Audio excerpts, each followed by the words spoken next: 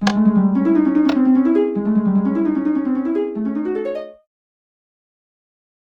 んにちは、テリーです。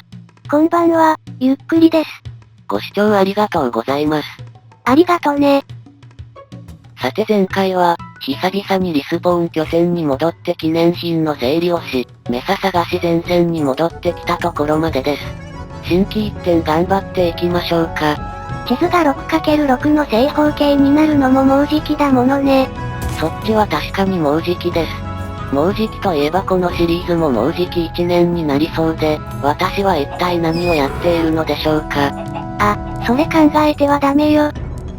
さて、いつまでも収束しないバイオーム表はこんな感じです。もう何でもいいので変化が欲しいです。地図の方は34枚目に突入したところですが、正方形になる前に、せめて2箇所目のメガタイガやキノコバイオームとか出てきて欲しいものです。メサはそうそう見つからないと踏んでるの？メサなんておまけです。私は地図を埋め続けるんです。さてとまずは湿地の浅瀬を見つけたので水蓮の葉をサクサク回収します。皮が方々にある地形に出くわすとサクサク消費してしまうので回収するのは目いっぱいです。ようやく地図の北側に着きましたが、ここまでほとんどが森でした。森は葉っぱでラバが引っかかってしまうことが多く、バイオームの中では一番ストレスがかかります。全部燃やしてしまえばいいのよ。時々燃やしたくなってしまいます。少し進むと、ズドーンと真ん中に穴の開いた岩壁がありました。どことなくカタツムリっぽいわね。どちらかというと鉛筆削りでしょうね。海があったのでラバに待っててもらって船出してみたら、北西側に小さめな海洋が広がっていました。おお、夕立ちでしょうか。前に雨がいつ降ったか覚えていないくらい久しぶりです。そういえば、地下生活中には拠点付近で雨音が時々聞こえていましたが、地上に出てからほとんど天気が崩れてないですね。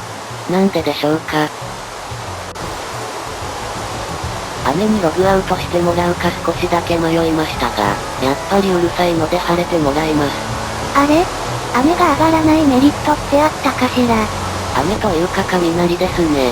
一度でいいからタイデンクリーパーとかゾンビピッグマンへの進化とか見てみたいんですよ。さてラバとようやく合流しました。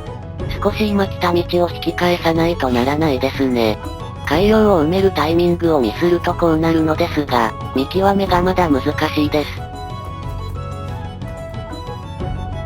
まあ引き返すこともあろうかと、さっき水蓮の葉の端をかけておきました。最近はいつも水蓮の葉で川渡ってるじゃないの。なんで突っ込むの？まあこれも大体ラグのせいにしておけば問題ないです。つまりラグのせいじゃなかったのね。まあ、水中呼吸スプラッシュポーションを所持しているのでそう焦ることもないのですが。それからしばらく進んでようやく草原に出ました。この地図ではこれまで森と川ばかりでサクサク埋めれずにいて、さすがに少しげんなりしてきていました。でもまだ川がいっぱいありそうね。ワンスタックあった水蓮の葉も半減してたりします。で、気分転換も兼ねて、試しに水蓮の葉を1枚おきに置いて川渡りを試みますね。お、やっぱり1枚おきに置いても川をきちんと渡れますね。予想通りです。なんで？予想通り、やっぱり水に落ちたわね。いや完全に予想外でした。今葉をスルッと抜けて、犯人は私でした。さてまたも森がいっぱいあったところを埋めてきたところでまたも海。こまめに海があると地図を埋めづらいんですけど、なんだかこの地図から軽い嫌がらせを受けているようです。軽い被害妄想が始まったわね。さて、海岸線沿いにちょっとだけ進んだところなのですが、軽い被害妄想中の私は警戒心バリバリなので、この程度の罠はピンと来てしまいます。やっぱり峡谷でしたか。この地図も私を着実に仕留めに来ているようです。さて、山登りしました。また気分転換してるの？いえ、進行方向に標高の高い山があって迂回ルートが見つからなかったんです。さて、大抵はさっくり降りれそうな斜面があるものなので、とりあえず頂上まで登ってみたのですが、8方中6方塞がりぐらいだったのですが、なんとか下山ルートを見出しました。水の流れを利用して下山するのはラバで試したことなかったのですが、案外問題なく使えるようです。注意したのはラバから強制的に下ろされないようにするところくらいです。地図の西側の葉ショート海洋で船で埋めてきました。この地図本当思ったように埋めさせてくれません。なんかやっぱり地図から嫌がらせ受けている気分なんですが。さらに地図を埋めていくと今度は屋根状の森に出くわしました。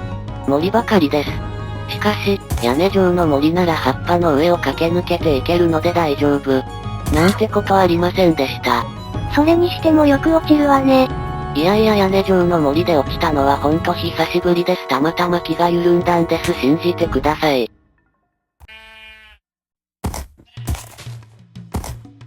うわぁちっちゃ。この程度じゃ私のモチベーションは回復しませんがまあくぐってあげましょうか。こっちのトンネルももう少し暗くて長い方が好みですが、まあ贅沢は言えないですね。あれ？このダークオークの木、空中から生えていて根っこが生えていないですね。どうやって養分取っているのでしょうか。ダークオークの木というくらいだし、テリーが窒息ダメージ受けた時にヒットポイントを吸い取っているんじゃないかしら。なるほどそれでこんな太くなったのか。それから少し進んで山岳に入ったところで一風変わった地形がありました。かろうじて浮島ではなく繋がってます。これは一体何でしょうか。まあいいや進行方向は、こっちですね。これ標識だったの？念のため地図も確認しましたが方向合ってました。さらに少し進むと隠密の羊を発見しました。以前行った超紐理論の再検証をしたかったのですが、これがまたスムーズにいかないんです。結局途中で断念してしまいました。それからだいぶ進んで再び山岳に入りましたが、またも高いところに登って降りられない猫状態になってます。しかしまたもいい感じに水が流れてます。これなんだか楽しいかも。操作しなくてもラバがどんどん滑っていきます。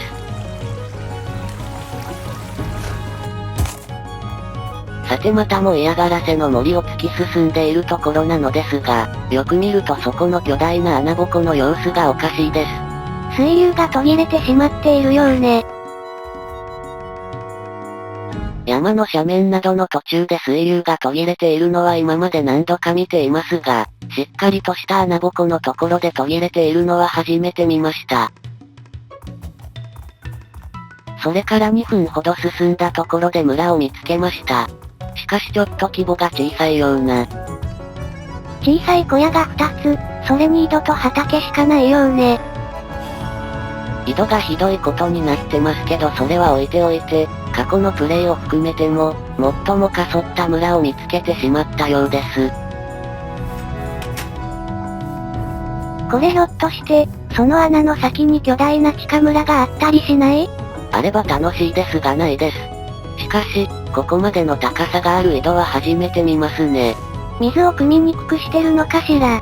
ここだけの話、ぶっちゃけて言うとマイクラの村人は水を汲みません。村人が出てきた。このちっぽけな村の村人は2人だけのようです。念のため井戸の反対側の森を調べてみたのですが、やっぱり何もないですね。井戸の水はこちらから汲むのか。不便です。さて、今回はキリがいいのでここまでです。最近また少し忙しくて投稿ペースが遅れがちですが、まだまだメサ発見を諦めていません。これだけ広がった地図を見ると、なんかそろそろメサが出てきそうな気がするんですよね。へえ、そうなんだ。それでは次回、さっくりメサを見つける予定です。